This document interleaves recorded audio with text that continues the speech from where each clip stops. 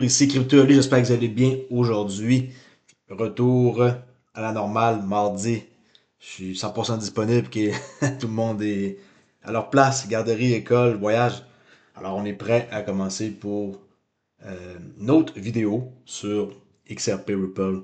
Qu'est-ce qui gravite autour de ça? Alors qu'est-ce qui s'est passé avec le prix depuis les dernières 24 heures? On a eu une montée lundi, hier, le 16 septembre. Et on a closé plus haut et maintenant on frôle les 59 centimes. OK? Rien de spécifique. On est toujours en mode attente de la part de la SEC. On le sait, là, ils ont jusqu'au 7 octobre. Je crois pas qu'ils vont aller en appel, là. Et avec qu'est-ce qu'on voit qui se passe depuis aussi quelques jours, ça me surprendrait vraiment. On dirait que la SEC, ils ont un peu d'autres missions. OK? C'est sûr que tout peut arriver, mais je crois pas qu'il va y avoir appel. Alors c'est bon pour XRP, la crypto, mais spécifiquement pour nous, parce que c'est notre cas à nous, les détenteurs de XRP depuis 4 ans qu'on attend. Capitalisation boursière 2,14 trilliards de dollars, ce qui est quand même assez bas. Hein, on a déjà monté dans les 3, proche de 3. Et on peut voir d'ailleurs, si on clique dessus et qu'on regarde le graphique, vous pouvez aller voir le plus haut, à combien que ça a été là. 2,8, je pense que c'est 3 exactement, 2,953 là. Ouais, 3 trillions de dollars. On avait obtenu ça le 8 novembre 2021. On est passé super proche de revenir, mais là, on n'est pas encore en train d'arriver à ce genre de montant-là. Puis, c'est rien, 3 trilliards. On s'en reparlera en 2030-2032, combien que ça va être élevé, le cap boursier de toute cette crypto-là, même si on sait qu'il n'y en aura pas 10 000, là. Il y en a plein qui vont disparaître. Qu'est-ce que je vois avec la map partagée? Une coupe qui se démarque. SUI, ok, il se démarque. FTM, TIA, XRP 2,77%. Club Trader Relais, si vous voulez avoir l'indicateur JMS, JAO Market Structure, pour connaître la direction des marchés financiers avec plus de 80% d'efficacité, vous pouvez obtenir ça disponible sur TradingView seulement. Puis il y a un petit mini-cours là, que vous devez faire pour être capable de comprendre un peu le fonctionnement de ça. Puis je montre aussi une technique pour entrer, sortir avec un stop, okay, pour ceux qui sont intéressés au trading, plus spécifiquement du day trading ou scalping. Pourcentage des comptes avec une balance qui commence avec minimum une certaine quantité d'XRP. Si vous voulez savoir où est-ce que vous êtes situé, si vous avez 3029, qui est précisément 3029 XRP, vous êtes dans le top 10% des gens qui possèdent le plus d'XRP au monde. Présentement, vous avez 10 000 XRP, top 5. 13 936, 4. Okay, 20 000, 3. 31 000. Okay, vous avez compris le principe, là? Fait que ça vous donne un peu un aperçu. Si quelqu'un qui veut être dans le top 1%, il doit posséder 61 000 XRP. Alors, c'est pas très dur d'avoir ça, là, ceux qui ont commencé à accumuler depuis plusieurs années, c'est ça. OK? À vous de voir où est-ce que vous vous situez là-dedans. Puis, on peut voir que ceux qui en ont le plus, il y en a pas mal. Il y en a énormément. Et pas par exemple énormément de comptes. Et les comptes peuvent être plusieurs personnes qui ont plusieurs portefeuilles. Là. Mais regardez, 532 comptes seulement qui ont cette quantité-là. OK. Next. Des fois, les gens ils me posent des questions super de base. Je peux comprendre là, que vous partez peut-être de là, pas longtemps dans la crypto, que ça fait une semaine ou deux ou un mois. Mais au moins minimum, faites un effort d'aller sur ripple.com/xrp pour faire quelques différences entre les trucs de base à savoir que le XRP Ledger, c'est une blockchain, XRP, c'est le jeton natif de la blockchain, et Ripple, c'est une compagnie qui sont dans des services, dans le fond, la fintech, et qui offrent des solutions pour la blockchain. Okay, fait que tout ça, oui, c'est relié, mais faites au moins la différence entre une blockchain, le native token, puis l'entreprise qui se cache derrière les solutions blockchain. T'sais. C'est de base. Juste faire des petites recherches, c'est de base. Ça prend pas de temps. Si vous ne comprenez pas l'anglais, faites un right-click, traduisez en français, et vous allez voir. OK? 50 millions d'XRP pour une valeur de 29 millions de dollars ont été transférés du portefeuille de Chris Larson à un portefeuille inconnu. Ça, c'est une transaction qui a eu lieu le 17. OK?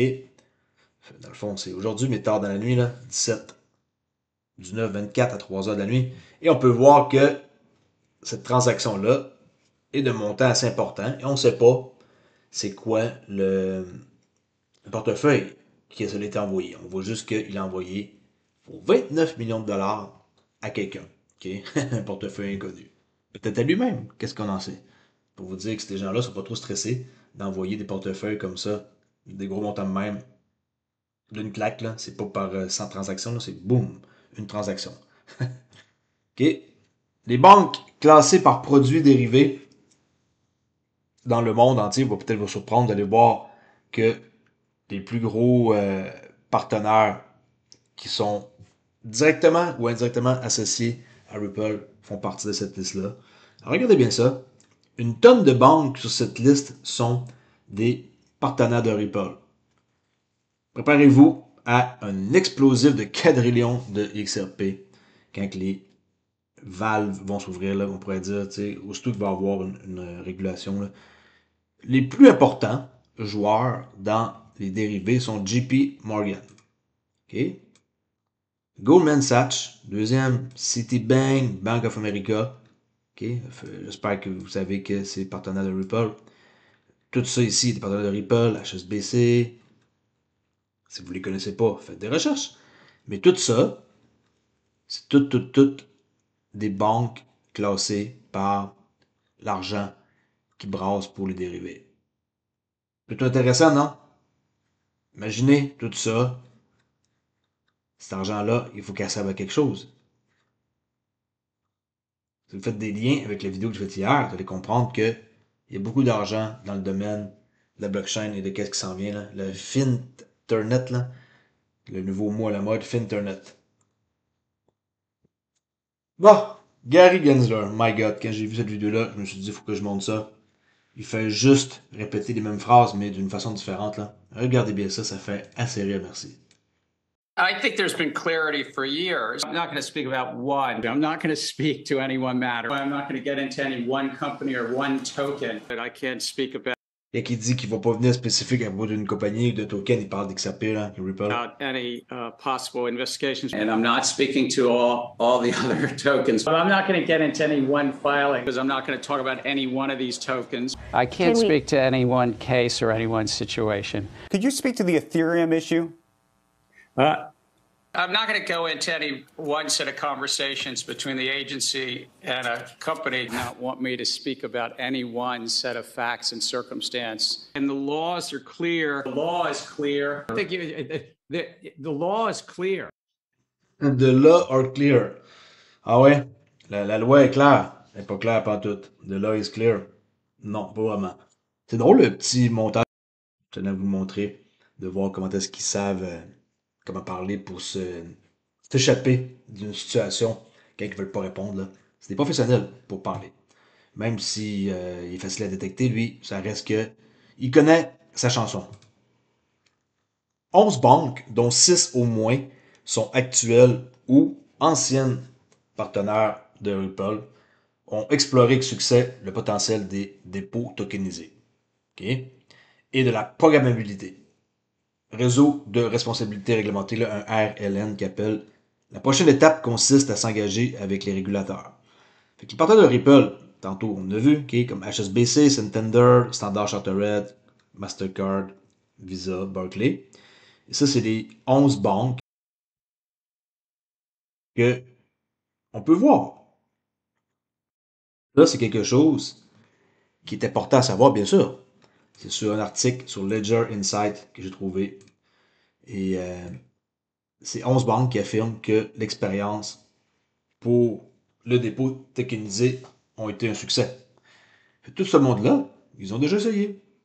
C'est pas de quoi là, qui sort là, avant hier. Là. Fait que le UK Finance a publié les résultats de la phase de expérimentation de Regulate Liability Network. Là. On peut voir ça ici, la RLN, qui explore le potentiel des dépôts tokenisés et de la programmabilité. Les banques impliquées, on vient de dire, La conclusion générale est que le RLN fournit une plateforme d'innovation viable et que la prochaine étape consiste à s'engager avec les régulateurs. On est rendu là, là. OK, l'infrastructure, on l'a, ça fonctionne, les tests ont été faits. Là, il reste les régulateurs à donner leur OK. Quand ça c'est fait, c'est bye-bye, la crypto devrait s'envoler. OK? Toujours Uphold, qui continue à faire des tweets. Tweet, hein? Je dis encore tweet, là, mais peu importe. qui continue à poster sur X, qui dit hier matin, voyons si nous pouvons commencer cette semaine en force. Good morning. Qu'est-ce qui est sur votre radar cette semaine? XRP, XRP, XRPL, XRPRM. Bah, tu sais, je veux dire, ils mettent une image là, d'XRP. Tu sais, je sais pas, ils sont en train d'essayer d'avoir des nouveaux clients qui s'en vont chez eux pour dépenser puis avoir des frais là. C'est ce que je peux voir. C'est quoi l'intérêt de faire un post sur XRP si c'est pas pour avoir des frais? Là, pour faire des sous. Fait que, en tout cas, peu importe. J'aime beaucoup Uphold. Je fais presque pas affaire là, par exemple, mais j'aime beaucoup. Là, j'ai fait pas mal d'affaires. Puis, c'est comme le fun d'utiliser leur plateforme. Cryptory, qui nous montre ici qu'on peut déposer des XRP dans Ripple Custody, mais avec eux autres, là, Auto. On va aller voir ça. Ripple stocke les actifs de toute sécurité dans un environnement vérifiable, programmé et sans confiance. Moi, je sais pas pour vous. Moi, je trouve ça précipiter un peu les choses de faire ça. On écoute un peu la vidéo et on peut voir par la suite c'est qui eux autres. C'est une blockchain de smart finance conçue pour la communauté du Web3 qui promet une finance décentralisée sûre. Fait que eux autres, ils ont un custody pour le XRPL, sur le XRPL pour mettre nos tokens XRP pour les convertir en stablecoin. Alors, on a hâte de voir. Ça, c'est leur site qui est plutôt cool. J'avoue, les couleurs, c'est beau. Puis, qu'est-ce que ça dit? Bah, blockchain Smart Finance conçu pour les communautés Web3, pour la finance décentralisée. Et, tu sais, est-ce qu'il faut se précipiter vite dans tout ce qu'on voit? Moi, maintenant, je vous dis, prenez votre temps. Ok, regardez bien ça. It's a really great place to have your underlying assets. And that's why Otto is working with Ripple and really, really proud to be working with the technology there. What that means for you as a customer is that when, let's say, you bind your XRP account or address to your Otto account, you are then able to Puis ton adresse XRP à leur compte auto. deposit XRP into Tu déposes tes XRP the Ripple custody solution. Dans une solution de custody de Ripple. Alors, c'est en sécurité. Mais je suis pas le premier à me lancer, mettons là. OK. Et aussi, pourquoi faire? And receive a one-to-one. Et vous recevez un pour un. Déposez un XRP, vous recevez un. Tu sais, je veux dire, c'est un pour un. XRP on Otto to use in the applications on Otto. Après ça, ben, on peut l'utiliser comme, par exemple, plus tard. Stablecoin, convertir là et faire des trucs. Mais en tant que tel, si on dépose notre XRP dans un custody chez eux, on est capable après ça d'aller faire des trucs dans la finance décentralisée. Allez voir votre site si ça vous intéresse. Je sais pas si. Moi, je trouve ça un peu comme vite. On voit que c'est assez récent leur truc. Il n'y a pas beaucoup de, d'abonnés. Mais ils sont depuis 2021 sur X. Ça, c'est leur site. OK. Et allez voir qu'est-ce qu'ils font. Technologie, produits qui ont à offrir, protocole de lancement VC, récompense, des fournisseurs de liquidité, échange automatisé, protocole de verrouillage, protocole de liquidité nouveau. Je vais vous dire un truc, OK? Puis, moi, qu'est-ce que je vois de ça dans la DeFi? Les protocoles, les couvertures, l'assurance. Le truc que je vois qui est le plus fréquent et que c'est des questions qui reviennent sans cesse sur une base hebdomadaire, c'est que tout ça, la finance décentralisée, c'est bien beau, mais il n'y a pas grand monde qui comprennent et qui savent comment faire et en tirer profit. C'est ce que j'ai constaté. Et c'est pour la seule raison aussi que je fais pas des vidéos encore sur les Automate Market Maker. Vous allez mettre vos XRP là-dedans, dans les Automate Market Maker, et vous allez vous dire, OK, maintenant, c'est quand que je les sors, c'est quand que je peux encaisser quelque chose. Si je peux encaisser quelque chose, est-ce que je suis obligé de garder 1 mois, 3 mois, 6 mois? Ben, toutes ces questions-là, c'est des questions sans réponse. Il n'y a personne qui va vous montrer. Et si vous voulez tester avec des petits montants d'argent pour une paire de liquidités, vous pouvez. Il y a une tonne d'endroits où on peut le faire.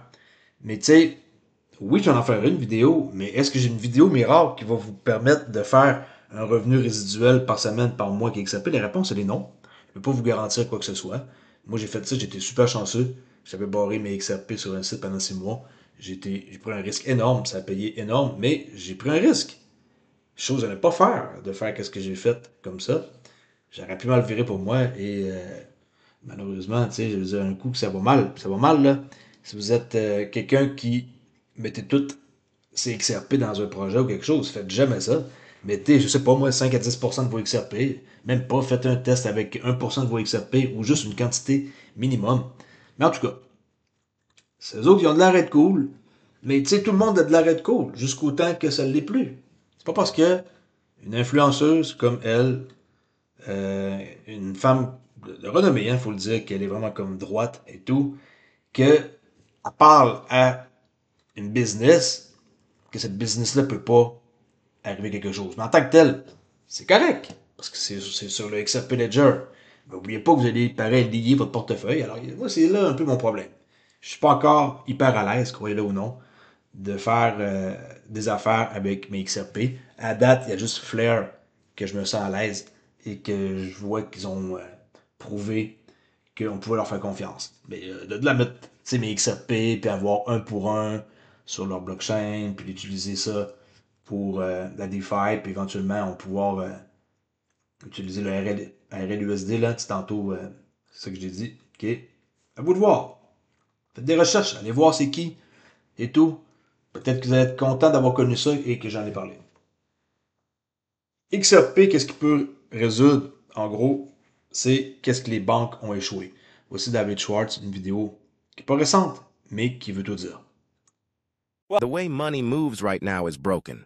This is how it will change. En passant, c'est pas sa voix qu'on entend, OK? Oh, global payments are slow. They take Oui, là oui, mais tantôt, c'était un bot. 3 to 5 days. That means you got to move the money where you want it before you need it. Worse than that, about 1/4 of payments that succeed still result in some sort of a customer service inquiry, which is kind of ridiculous. So what happens is you make a payment, and the bank tells you it'll be there in 5 to 10 days. Well, so what do you do on day 6? You figure, do I wait the 10 days? It still might succeed. But then they might say, well, why didn't you call us 5 days ago when we could have fixed it? And so you're in this sort of no man's land in that zone. And what happens is people will call up their bank and they'll say, what happened to this payment? You know what the bank has to say?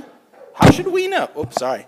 How should we know? We put the payment into the system. We didn't get an error back. We think everything's fine. You know what? Give it another 3 days, and if there's a problem, call us back.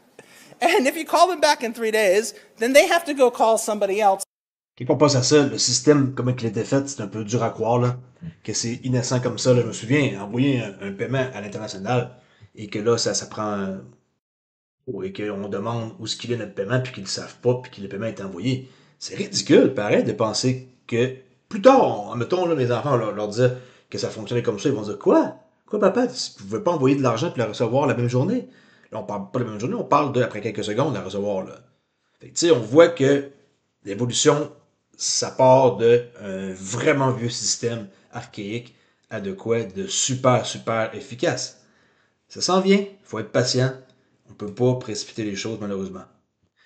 Il y a 2 semaines, quelqu'un a payé accidentellement 26 000 $ d'XRP de frais pour un paiement de 0.15 XRP. Quand j'ai vu ça, je pensais que c'était une farce. Et on peut trouver, via la recherche avancée de XRP Scan, que c'est bel et bien vrai. Et là, il explique vite ici, si vous ne connaissez pas c'est qui, allez vous abonner, qui est lui un validateur sur l'XRP Ledger, et on peut voir 2522 XRP de frais payés pour une transaction de 0.15 XRP. Là, de dire qu'est-ce qui s'est passé là, c'est pas normal, c'est ce que je me suis dit. Et qu'est-ce qui répond à ça? C'est à peu près sûr qu'un développeur et son script ont buggé. du mauvais code, en gros. Cela ne peut pas vous arriver si vous utilisez comme Crossmark, Xamarin, Coinbase. Ça n'arrivera pas. Mais, il y a quelqu'un qui a fait un code et il y a une erreur. L'utilisateur normal d'applications telles que Xamarin ne peut pas être victime de cela. C'était à peu près pour un développeur ou un très mauvais site. Mais quelqu'un pareil, qu'est-ce qui est arrivé? C'est impensable, mais honnêtement, c'est payé cette là, ok, 25 000. Ça pisse pas rien, 26 000. Et on peut le voir. Cherchez la transaction H qui est là, ça, ou sinon, je peux mettre le lien dans la description. Il aurait pu le mettre d'ailleurs, on ne dirait pas qu'il l'a. Mais je tenais à vous montrer que c'était possible d'avoir ce genre de là. Si il y a un bug et que quelqu'un fait mal à quelque part son travail. Et là, pour ceux qui ne savent pas, il y a la console XRP Scan que vous pouvez utiliser. OK? C'est le bêta. Et vous pouvez chercher n'importe quoi par rapport aux transactions. Et honnêtement, c'est pas facile à comprendre. Je peux vous le dire. Regardez. OK, essayez de comprendre tout ça, là. Common Field, destination, finalement. Vous avez metadata, les paiements, account set, les AMM. Il faut savoir comment utiliser ça. Escrow, NFT token, orders, Oracle, payment channel. Prenez ça, mettez ça là. Après ça, il faut sélectionner un autre truc ici, destination, search. Et là, ça va vous donner des stats. C'est une console. C'est marqué ici, XRP Scan console bêta est maintenant disponible pour tester. Puis, tu sais, je veux dire, tout ça, il faut comprendre comment faire, puis interpréter les chiffres. Encore là, c'est fait pour les développeurs qui comprennent qu'est-ce qu'ils disent, ok? Pas pour le commun des mortels. Tether qui ont encore répété la même affaire depuis toujours dans le fond. Hier, ils ont imprimé avec de l'air 1 milliard de USDT. Et je me dis toujours, ma parole, c'est backé avec quoi? Okay? 1 milliard d'USDT de réapprovisionnement des stocks sur le réseau Ethereum. Notez qu'il s'agit d'une transaction autorisée mais non émise. Autorisée mais non émise. Ce qui signifie que ce moment sera utilisé comme stock pour les demandes d'émission dans la prochaine période et les échanges en chaîne. Comment que c'est possible puis comment que c'est backé? Allez savoir comment. Allez savoir pourquoi. Comment c'est possible? La transaction, elle est là, regardez. Un jour, 7 heures, 16 septembre. Un beau petit milliard d'USDT. Direct Tether Treasury. Faites attention, Tether est probablement un scam, comme que plusieurs personnes le mentionnent depuis longtemps. Et un jour ou l'autre, ça va foirer. Moi, je change jamais avec USDT. Je change avec USDC. Puis bientôt, RLUSD. Le reste, je vous garde ça pour une prochaine fois. La vidéo est déjà beaucoup trop longue. J'espère que vous avez apprécié ma vidéo. J'essaie de faire du mieux que je peux pour vous donner des infos. C'est pas ça qui manque, les infos. Puis je pense honnêtement qu'on est sur le bon chemin pour s'en aller envers les 5$ avec XRP. Et après ça, ainsi de suite. 10$, 25$. Et il n'y a pas de limite. Il n'y a aucune limite pour le prix d'XRP. Et ceux qui rient et que je répète ça depuis 4 ans, on verra en 2030-2032 ce qui va rire. Prenez ça en note. Prenez cette vidéo-là, mettez-la en bookmarks. Et vous allez voir que un jour ou l'autre, on va tous être contents d'en avoir. Et mieux vaut en avoir acheté dans une période où ce qu'il est encore en bas d'1$. Et les commentaires, je les lis tous. Venez faire un tour. Et n'oubliez pas que sur Discord, tout ce qui est ici, c'est disponible pour vous gratuit. Puis, je ne communique pas avec personne en premier. Il y a plein de personnes qui se font passer par moi et qui vont faire des demandes d'amis. Acceptez-les pas, je ne fais pas de demande d'amis à personne. Okay, je répète, je ne fais pas de demande d'amis à personne. Alors, acceptez pas une demande d'amis de moi, ça ne sera pas moi. Il va vouloir vous scammer. Okay, c'est une grosse affaire présentement sur Discord. Puis, je ne suis pas épargné, mon Discord est victime aussi. Il y a des gens qui se font arnaquer. Alright, je laisse là-dessus et je vous dis à la prochaine vidéo. Comme vous pouvez voir, je n'ai pas encore réglé mon problème avec mon autre enregistreur, mais je suis très satisfait finalement de OBS, qui est vraiment, vraiment nice et facile à utiliser. Et finalement, le son, il est pas si mal, non? Je laisse là-dessus et on se rejase un peu plus tard. Ça se peut que je fasse un live tantôt sur CryptoOli. Alors, en début d'après-midi. Ciao!